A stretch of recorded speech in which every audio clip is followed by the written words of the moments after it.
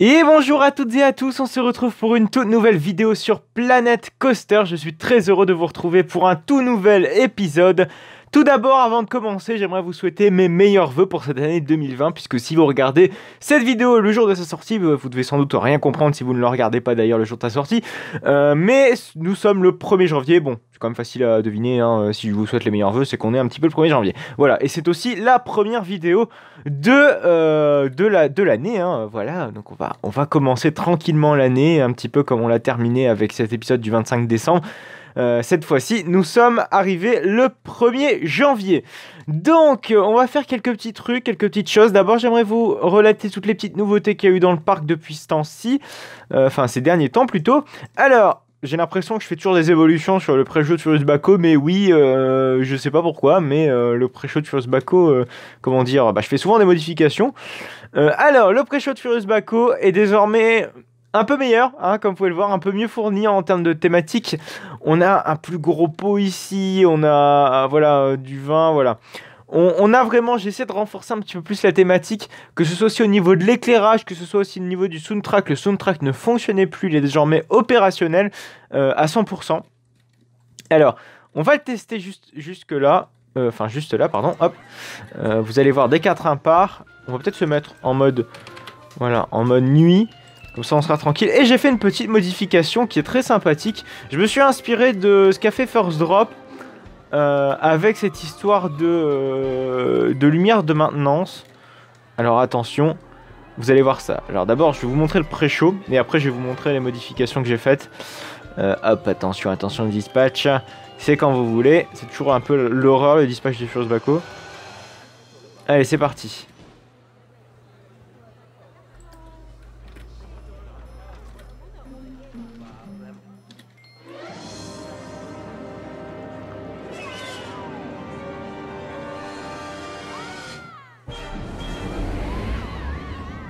C'est quand même beaucoup mieux, hein.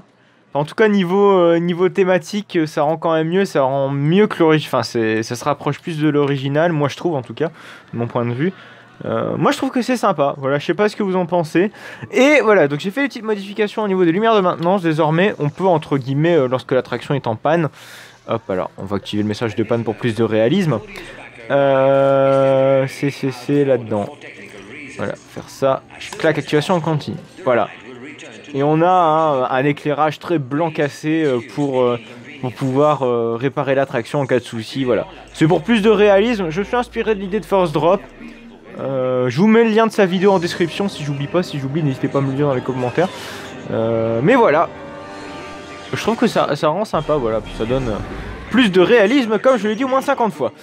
Alors, autrement, il y a eu d'autres petites modifications. Déjà, c'est au niveau de Baron que j'avais fait des modifications il y a quelques temps que j'avais oublié de vous dire. Voilà, j'ai mis, vous savez les barrières que je vous ai montré la dernière fois sur Furious Baco. Et j'ai fait à peu près le même style que sur Baron. Parce qu'avant c'était vraiment dégueulasse, c'était pas très très joli. Je trouve que ça rend un petit peu mieux, c'est plus réaliste, voilà. Là c'est les anciennes barrières et là c'est les nouvelles. Je trouve que c'est carrément mieux qu'avant. Je sais pas ce que vous en pensez, mais franchement je trouve ça mieux qu'avant tout simplement, hein. J'en suis quand même un peu plus fier. Et Baron, c'est vrai que j'avance pas beaucoup dessus. Tout simplement parce qu'il est un peu excentré. Déjà, j'aimerais faire un petit village chinois bientôt. Vous savez, des petites façades chinoises ici pour faire la transition entre la zone chinoise et le reste. Il faudrait déjà quand même que je finisse la file d'attente de la pagode et puis l'environnement de la pagode. Ce serait déjà sympa. Mais j'aimerais... je préfère... comment dire, pousser à son paroxysme la théma de certaines attractions comme par exemple Shambhala ou Taron. Vous allez voir aussi, j'ai fait une petite modification sur Vogel Rock. Faudrait que je m'y attelle d'ailleurs sur Vogel Rock, mais je vous expliquer tout ça après. Donc voilà, je préfère vraiment pousser la thématique à son paroxysme sur certaines attractions avant de m'atteler à d'autres. Voilà. Ouais, Taron, faut vraiment que je fasse quelque chose. Mais bon, ça, je m'y suis déjà bien attardé la semaine dernière. Concernant Vogel Rock, c'est Romain qui m'a déniché un truc, un truc qui est une solution, ma foi, à prendre, hein, parce que c'est mieux que rien. C'est une boule de Rosat, en fait, qui est disponible sur le workshop. Et donc j'ai testé et ça rend plutôt pas mal, je trouve, en tout cas en termes de... voilà, le souci c'est que le bâtiment n'est clairement pas adapté à la boule. Je pense que si j'adapte le bâtiment correctement, ça peut le faire. Le souci c'est juste la texture, vous voyez, parce que c'est fait en forme, vous savez les formes pré-disponibles dans Planet Coaster, je sais plus comment ça s'appelle. Je crois que c'est forme, voilà, forme artistique. C'est ça qu'ils s'appelle ça comme ça. Ouais, c'est que des formes artistiques. Un peu comme j'avais fait avec Baron, vous savez, voilà, pour la roue. Et ben là, c'est la sphère qui a été faite. Ça a dû prendre énormément de temps. Mais je trouve que la dimension est parfaite, en fait, limite. Je trouve que c'est pas trop grand ni trop petit. Le souci, c'est juste qu'il faut que ça s'adapte au bâtiment. Et ça risque d'être, ma foi, assez compliqué. Franchement, la dimension est parfaite. Voilà, j'ai juste coupé un petit peu en bas. Parce que, voilà, c'était pas très utile. Et même quand on regarde en indoor... c'est pas si dégueulasse et puis le lift s'intègre bien. Donc je pense que potentiellement ça peut le faire. On peut vraiment faire des choses sympas pour intégrer le lift. Voilà, parce que c'est ça le but aussi, c'est d'intégrer le lift et la partie du layout la plus haute. Bref, c'est tout ce que j'avais à dire. Ah oui, aussi voilà. Je continue un petit peu la thématique Chiapas. Bon, rien de bien folichon. J'ai fait un petit tunnel ici mexicain. Avant d'arriver au gros parc Bœuf, bon là par contre c'est pas fini, avant d'arriver au gros parc Bœuf qui est désormais couvert, et la gare qui avance doucement mais sûrement avec le petit pupitre opérateur. Ça avance tout doucement, ça avance pas très vite, parce qu'il y a énormément de projets comme vous le savez. Par contre, ouais, faudrait peut-être que je travaille un petit peu l'éclairage parce qu'il est pas très ouf cet éclairage. Faudrait peut-être que je modifie un peu l'éclairage, ce serait sympathique. Bref, aujourd'hui on va travailler sur deux choses, si on a le temps, déjà on va faire la première. On va travailler sur le Morgenspracht. C'est Coaster Studio qui m'avait proposé ça dans l'épisode précédent. Et on en avait discuté en live, je savais pas trop ce que c'est que le Morgenspracht. Enfin, je ne connaissais pas de nom en fait, je connaissais de base le Morgenspracht parce que bon, ça fait plusieurs fois que je vais à Fantasyland. Et je l'ai déjà vu en fait. Si vous voulez, c'est avant l'ouverture de Taron, vous avez une grosse voix bien badass qui raconte un petit peu la légende de Taron, blablabla, et qui annonce un petit peu l'ouverture de Taron. Voilà, c'est un petit peu en grande pompe et on voit un petit peu Taron tourner avec des trains à vide. Il apparaît, je crois, dans le 4e ou le 5e épisode de Trip Park Nautique à Fantasyland, que je ne vous invite pas à aller voir parce que c'est quand même des trop vieux épisodes pour être regardés. Bon, enfin bon. Ça apparaît, normalement il est aussi présent dans la playlist de Klugheim, mais je l'avais pas intégré assez correctement je trouve, c'est bien que Coaster Studio m'avait fait remarquer, enfin il me l'avait pas fait remarquer comme ça, mais il m'avait dit que ce serait bien de la rajouter, mais il était déjà présent, mais c'est vrai qu'on le remarque pas assez, voilà c'est ça que je voulais dire. Et donc on va créer un déclencheur spécial qui va se déclencher tous les 10h du matin pour le Morgenspracht. Je sais pas si je le prononce bien, sans doute absolument pas. Mais vous voyez ce que je veux dire. Alors, ce qu'on fait, c'est qu'on... voilà, un moment défini. Voilà, donc on va ajouter un moment. Donc c'est-à-dire à 10h pile du matin. Bon, à 11h en mode hiver, mais bon, on va peut-être pas s'emmerder avec ça. Tous les mois. De toute façon, le Planet Coaster ne permet pas d'ajouter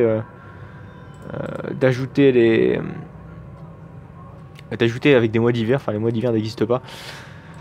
Alors pour ça, j'ai évidemment créé un truc, j'ai créé une piste spéciale pour ce Morgenspracht. Je dois le dire absolument mal, vous allez me défoncer dans les commentaires. N'hésitez pas à me dire la prononciation exacte, ce serait quand même plus sympa. Alors est-ce qu'on l'entend? Ouais, on l'entend. Il faudrait que ce soit un petit peu plus badass quand même. On va peut-être rajouter des enceintes par-ci par-là dans la zone. Je sais pas, je crois qu'il dure presque 1 minute 30. Donc ce qu'il faut, c'est que toujours dans ces cas-là, enfin quand on ajoute des déclencheurs comme ça, on est obligé pour avoir toute la musique, on est obligé d'avoir un élément déclencheur qui se déclenche à la fin de... Vous savez, pour tenir en haleine la totalité du soundtrack. Pour ça, on va rajouter une roue. C'est souvent ce que je rajoute. Par contre, on va mettre sur pause parce que ça lag un tout petit peu. On va rajouter une roue qu'on va foutre... où est-ce qu'on va la mettre? Il faut la mettre dans les coulisses. On va pas la laisser apparente. C'est pas le but. On va la mettre ici. Bim. Hop. Alors, je crois que le soundtrack dure un peu plus d'1 minute 30. On va laisser... Ouais. Je vais regarder vite fait sur... Alors, il dure très exactement 1 minute 25. Alors, on va s'empresser, tac, de créer un déclencheur à 1 minute 25. Hop. Merde. Ah merde, la roue là, elle... D'accord, ok, la roue, elle ne peut pas se déclencher à 1 minute 25. Ok, d'accord. Enfin, c'est pas une roue déclencheur. Donc, on est obligé de modifier. Tac. Hop. On va rajouter la roue dentée qui est juste là. Non, je mets juste la roue, s'il te plaît. Ce serait sympa. Parfait. Excusez-moi. Donc, il y a 1 minute, allez, 26, histoire d'être bon sur le temps. Normalement, ça doit le faire. Je sais pas pourquoi on entend rien. Ah ouais, je suis bête. Je suis en pause. Hop, c'est plus... Ah merde, je suis bête. Donc du coup, ça nous fait 86 secondes. Petite mais grosse erreur. Ouais, du coup, vous rajoutez les enceintes tout au bout de la zone. Parce que du coup, on entend que dalle. Ce qui est logique, me direz-vous. On va en rajouter... Voilà, ici. Par exemple, ouais, c'est des enceintes scéniques, heureusement. Non pas comme la voiture, la scénique. On va en mettre tout au long de l'allée. De toute façon, c'est là où est-ce qu'on va entendre le mieux le Morgan Sprite. Le Morgan Sprite. Où se trouve le déclencheur? Il est là. Merde. Pop. Ah merde, c'est pas ça que je voulais faire. C'est rajouter des... Ouais, des enceintes.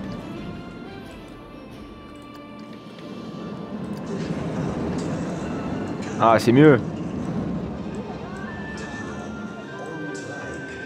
Le souci, c'est qu'on entend derrière le soundtrack. Alors, c'est tout ce que je veux pas. Enfin, c'est dommage. Enfin, je sais pas comment on pourrait faire pour couper le soundtrack classique de Coup Crime. C'est dommage. Mais normalement, on l'entend hein, dans le soundtrack, le Morgan Sprite. Mais c'est vrai que c'est mieux de le mettre sous stéroïde avec des déclencheurs.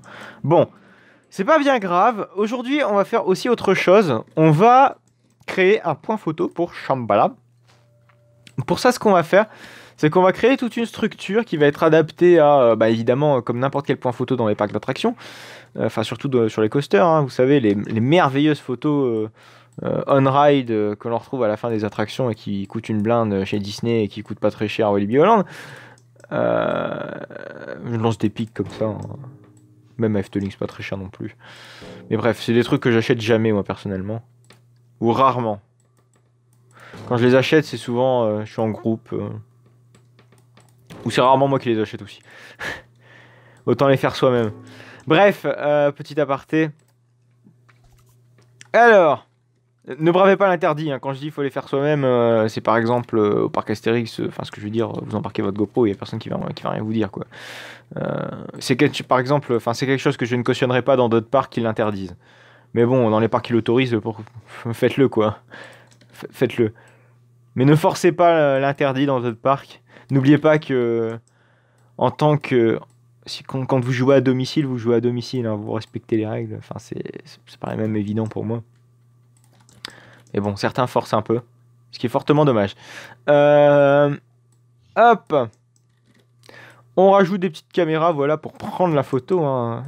C'est le principe aussi, voilà, les caméras de prenage de photos. Et le but aussi, voilà, c'est le but aussi de la manœuvre, c'est de faire les petits clignotements, voilà, les petits clignotements stroboscopiques pour la photo. On va aller jusque dans le détail, hein, évidemment, comme d'habitude. Enfin, c'est ce que je veux faire de plus en plus, même si ça n'a pas toujours été le cas dans Blade Coaster. Enfin, dans ma série, en tout cas. Voilà. Ça, c'est pour la photo, enfin pour le capteur. Maintenant, on va faire pour mieux apercevoir notre tronche des visiteurs, enfin la tronche des visiteurs plutôt. C'est-à-dire les bons gros flashs. Hop, merci. En plus, il y a de la pluie. J'espère que vous l'entendrez pas trop en caméra. Voilà. Alors, évidemment, Alors ça, c'est des trucs que j'ai récupérés sur le workshop du même gars, comme d'habitude. Hein. Vous savez, les gars enfin, le gars qui a fait ça, ça. Je vais pas vous promettre de mettre ça dans la description parce que je sens que je vais l'oublier. Mais bon, si j'oublie pas, normalement c'est dans la description. Et si j'ai oublié et que vous le voulez, n'hésitez pas à vous manifester tels des gilets jaunes dans la description. Alors. Voilà, c'est ça que je voulais mettre. Puisqu'on va créer évidemment le fameux clignotement très symbolique de la photo. En plus sur Shambhala quand il fait nuit, c'est limite tout ce que vous voyez en gare. C'est le clignotement de... Je sais plus, ça porte un nom, ce truc-là. Le flash, voilà. En plus, c'est un truc vraiment tout con. Je vais chercher comme mot, comme quoi. Bon, donc on va créer le flash. Pour ça, on va évidemment mettre un déclencheur. Vu qu'il y a 12... Alors, attendez, tu peut-être des conneries. 1, 2, 3, 4, 5, 6, 7, 8. Il y a 8 photos à prendre, donc forcément, il y aura 8 flashs à faire. Ça paraît logique.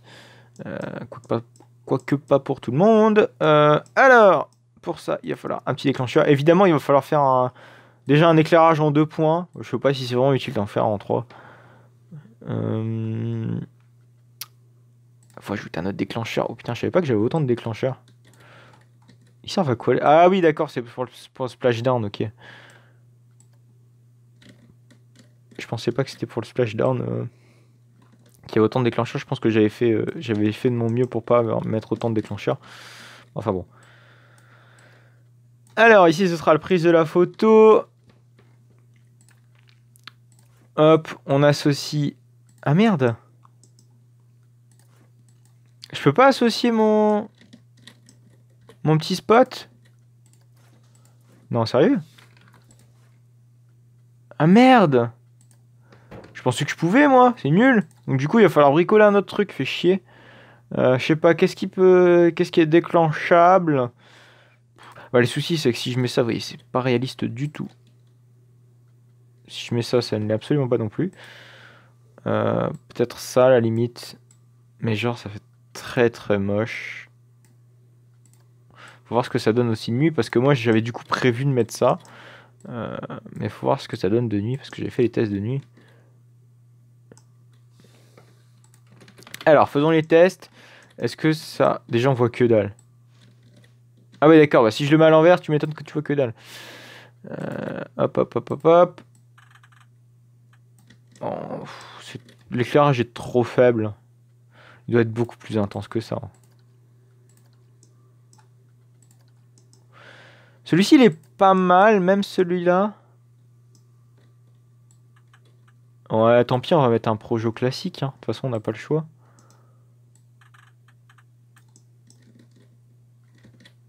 On n'a vraiment pas le choix. Ah, on va mettre un Projo classique, tant pis. Ouais, ça fera l'affaire avec ça. Je sais pas, c'est dommage qu'on puisse pas rendre invisible certains objets comme ça. Enfin, surtout les lumières, en fait. Parce que c'est eux qui vont nous, entre guillemets, gêner. Parce que c'est pas possible de créer avec le Sim Maker Toolkit des éléments lumineux. Ce qui est fortement dommage d'ailleurs. Je pense que beaucoup pourraient faire de très belles choses avec ça. Alors, on va déjà faire... Pourquoi ça s'est décalé en 10? Ah oui, je suis bête. Bah oui, c'est normal. C'est parfaitement normal. Donc, je sais pas à quel intervalle on va faire ça. Ah merde! Ah zut, j'ai supprimé des trucs qu'il fallait pas. Je sais pas si c'est possible de les remettre. Ouais, c'est bon, c'est possible de les remettre. Ça va. J'ai pas trop fait de conneries. Rétablir la couleur au déclencheur, changer de couleur au déclencheur et changer. Je crois que c'est alterner à nouveau. Alterner toutes les 0,2 secondes pendant 2 secondes, c'est bon? Déjà, si je mets pas sur play. Alterner. Ah, c'est alterner hein, qu'il faut. Alterner toutes les 0,3 j'avais mis pendant 2 secondes. On va peut-être vérifier. Non, c'est 0,2. Ah, peut-être 0,3 parce que ça me semblait court. Oh là! Ouais, j'ai l'impression que le jeu ne va pas le gérer du tout en fait. Ça, c'est con. 0,5. Hé hé. Ça c'est problématique par contre. Ouais, c'est problématique. Bon, je pense que je vais gérer ça de moi-même, de mon côté, parce que là, je pense que le jeu ne supporte pas autant de clignotements par minute, ce qui est fortement dommage. Mais je vais voir ce que je peux faire, peut-être avec d'autres lumières, on va peut-être pouvoir faire ce que je veux. Mais bon, il va falloir que je gère ça de mon côté. Et j'aimerais aussi développer le côté backstage, parce que ce qu'a fait First Drop, vraiment je vous invite à aller voir sa vidéo, je vais vous le mettre en description, si j'oublie pas encore une fois. Il a fait vraiment un super truc avec, vous savez, tout le côté backstage. J'aimerais faire la même chose dans mon parc, en tout cas développer un peu plus ça. Mais on verra ça une prochaine fois dans d'autres épisodes. Bref, on va se laisser là. J'espère que cet épisode de Planet Coaster vous aura plu. En tout cas, n'hésitez pas à liker, n'hésitez pas à commenter, n'hésitez pas à vous abonner pour ne plus manquer que l'autre de mes vidéos. Je vous souhaite un très bon début d'année. Je sais que le mois de janvier est très très light, hein, mais bon, c'est pour ça que moi je prévois beaucoup de parcs toujours au mois de janvier. En tout cas, ce qui reste d'ouvert.